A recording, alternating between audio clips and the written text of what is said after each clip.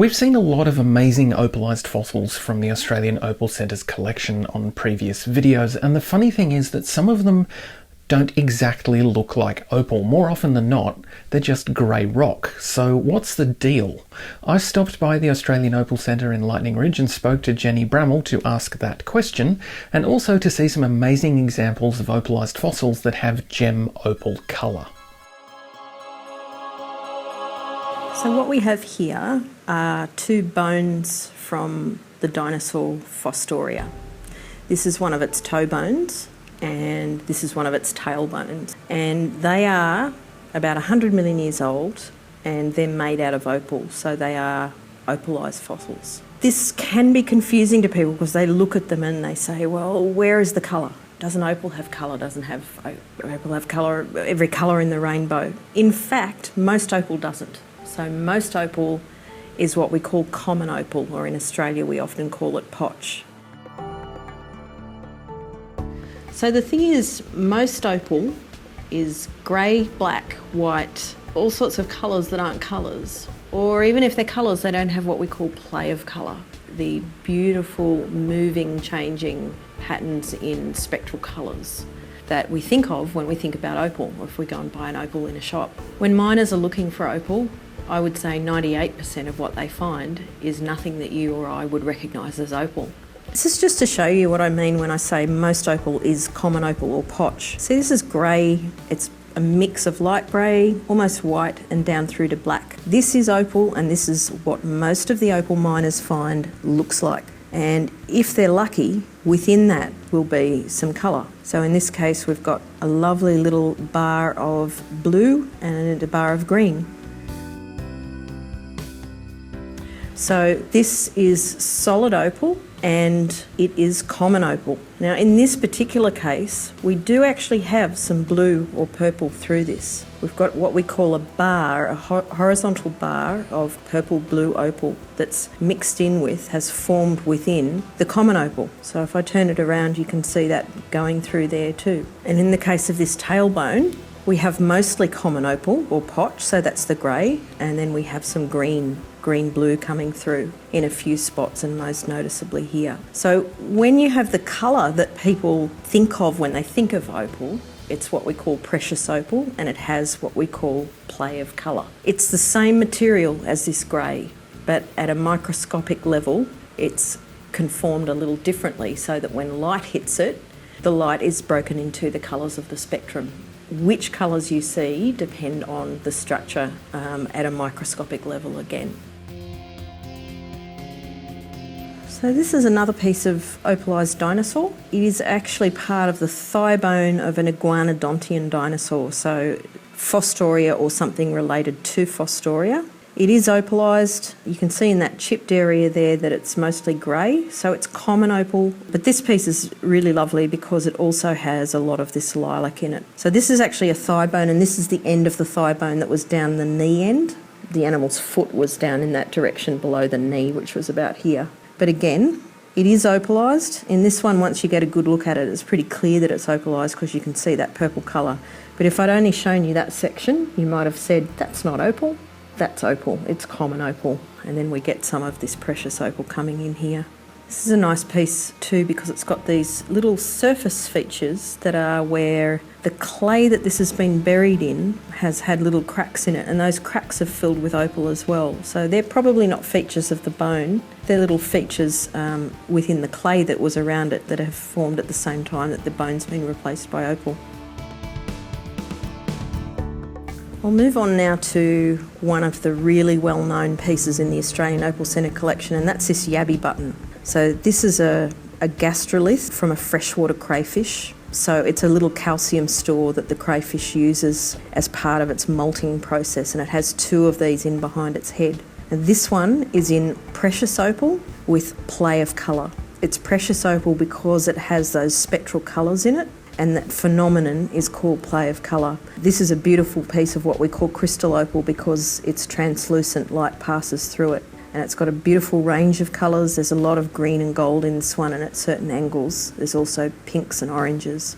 This is also an opalised yabby button, but this one is in common opal or potch. So it's grey with white. It's the same material as the precious one, but if we polish them and put them under an electron microscope, the one with the beautiful colours, we'd see a very regular array of little spheres, and in this grey one, we'd see spheres that aren't quite spherical with mixed up sizes, such that when the white light hits them, there's interference of the light rays and it doesn't produce the spectral colours. Both 100 million year old opalised yabby buttons or crayfish gastroliths. This one is in common opal, this one is in precious opal. What we have here are 3 fossil snails. This one's from Thailand and these 2 are from Lightning Ridge. This one, the snail shell, has been replaced by other minerals and the inside of the shell's filled up with mud. So a fossil is a trace of ancient life, and fossils can be bones or shells or teeth or pieces of wood, or they can even be things like footprints or trackways or stomach contents. Anything that's a trace preserved of ancient life can be classified as a fossil. In this case, the shell's been replaced by these brownish minerals. I'm not sure what they are, but they're probably some kind of chalcedony or quartz. And in this case, we've got fossil snail shells that are opal. Now, again, these are grey and white. This one's a pale grey, some lighter areas. This one's got some beautiful dark and lighter areas contrasting. This is common opal or potch. So it's a different set of minerals to what's preserved this shell from Thailand, but they're both fossilised snail shells. With the opalised shells, in some cases, we don't get only the common opal or potch, but we also get some precious opal. So this one has an area that goes into a bluish purple colour, and when we're really lucky, we end up with these snails that are also in precious opal. So this is a remarkable collection of snails, all from one mine collected many years ago. And you can see that many of them have the grey that is what we recognise as potch now, or common opal. So these are all opal, and even the ones that are primarily grey, they're opal. Okay, what I have here are 3 plesiosaur teeth. So plesiosaurs were marine reptiles. They had flippers and they swam in the sea, and in this case they were swimming around in an inland sea called the Eromanga Sea about 100 million years ago, and they were swimming upriver to visit Lightning Ridge, which was inland from the inland sea. And this one is mostly preserved as grey potch. So this is an opalised 100 million year old plesiosaur tooth. It's common opal, so it's opal that doesn't have play of colour, it doesn't have those rainbow colours. It is exquisitely preserved. The detail of the preservation of the striae or ribs up that tooth are wonderful, and the tip is so finely preserved. It does actually have some colour coming in on this end, some green and even some red winking in on there. At a casual glance, you may not realise that this is opal, but in fact it is. And it's nearly all common opal, and it actually has a little bit of precious opal, which I hadn't even noticed at first. It's wonderful. It's got this cavity, pulp cavity in that end, where it's been going into the gum of the animal. There's a couple here that have beautiful play of colour. This is a smaller one with a beautiful rainbow of... It's actually following the colours of the rainbow. Depending on the angle, you can see it going all the way from the bluer end of the spectrum through the greens into the orange and red. So that's a little gem, that's a little jewel. Australia is the only place in the world where anyone has found an opalised plesiosaur tooth. I really love this one. It's still sitting in a little sort of pedestal of the claystone. That claystone that it's sitting in was once sediment washing around on the base of a river or in the floor of a river that was running out to the inland sea. This tooth was shed by a plesiosaur and fell to the bottom and was buried in the sand. Over time, the enamel and the dentine in the tooth were replaced by opal. Not by the minerals that preserve plesiosaur teeth and bones elsewhere in the world, but by opal. And this one has a lovely sheen of green. So it is precious opal. The colour is subtle because the piece is still in its natural state, and we always prefer that. On this end, you can see the colour better because it's got a natural break on the surface, which gives us what we call a conchoidal fracture, which is the way opal breaks, and you can get a beautiful window into the green inside. But even on those natural sort of frosty surfaces, that green's coming through. For a scientist, it doesn't matter whether or not there's colour. It's the perfection of the preservation and how well preserved it is and what details that are there that are important. But as national treasures and examples of super rare fossils, these ones with colour just take it up another step. All right, now we have 4 tailbones from 4 dinosaurs. They're all ornithopod dinosaurs, I think. Herbivorous dinosaurs. So it's the part of the tailbone or the backbone that we call the centrum. It's a little sort of cotton reel shaped thing, and normally in life there's a whole lot more of it that sits up the top, and the spinal cord passes through about there. This is an opalised dinosaur centrum, and it is in common opal or potch. So it is grey, sort of a yellowish brown colour, and there's no precious opal in this piece. So this one's got no play of colour. It is all in common opal. It is nonetheless a 100 million year old opalised tailbone from a dinosaur, as is this from a much smaller dinosaur. A tiny little wee dinosaur would have been a nice little pet. This one is also mostly in grey potch or common opal, but you can see that little bit of blue in there. So it's got a little bit of precious opal and is mostly common opal. And that's the situation normally with opal and opalised fossils. When you get play of colour or precious opal, it's the same material and it's formed right alongside the common opal. So this one is a tailbone or part of the tailbone of a small dinosaur preserved in crystal opal, and by crystal I mean it's translucent. If I hold that up. So that is what we call crystal opal. And it's green crystal opal all the way through. So that's the sort of thing that people are looking for to make jewellery out of, but not if it's a dinosaur bone. It's worth far more for its scientific and heritage value and its dollar value as a little rare dinosaur bone preserved in opal than if it were cut into a gemstone. And here's another one. This is another one that's in potch or common opal. So it's grey, but it is actually opal. And this one has a little bit of a surprise.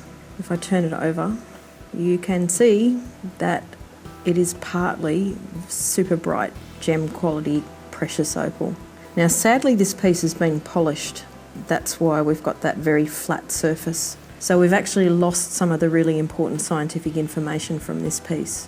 We would never advise anyone to do that. It's reduced its value, in fact. So with this piece, one of the things that is a little difficult to see straight away is that the internal structure of the bone has been preserved in opal. So if you break open a chicken bone, or you look at a cow bone or a kangaroo bone that's actually been weathering on the side of the road for a period of time, you can see the internal bone structure. And in this piece, the internal structure has been preserved in the opal, and there are little lines of potch all the way through it. Now, I don't know whether the person who polished this realised that it wasn't suitable as a gemstone because of those internal features. As a stone for jewellery, they're considered flaws.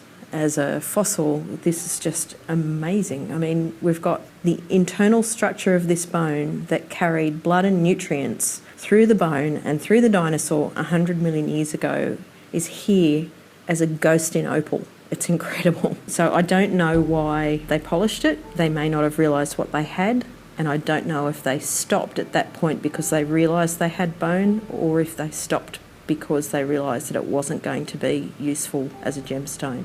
But it's a beautiful example of a piece that is mostly common opal, and then it has that precious opal component. Around 100 million years ago, inland Australia was covered by forests, and those forests were dominated by trees called araucarians, relatives of things like today's Norfolk pine and bunya pine, monkey puzzle tree in South America. And in our opal mines, we have lots of little pine cones. This is a beautiful little pine cone, and it's opalised. It's grey and it's common opal. Just by way of contrast, here's another pine cone. It's a different kind. You can see the scales are really different and the overall surface is different. But this one's got beautiful sheen of bright gold green. So it's precious opal or it has a precious opal component. Both opalised pine cones, one in common opal and one in precious opal. And while I'm on the plant theme, this is just such a neat piece. We actually don't know what these are, but it's some sort of plant growing tip. And this one's got lots of beautiful green and it's got a stem, and then you can see at that top what looks like a growth structure that's unfurling. It's a relatively common thing here at Lightning Ridge, but we haven't really seen anything quite like it anywhere else in the world.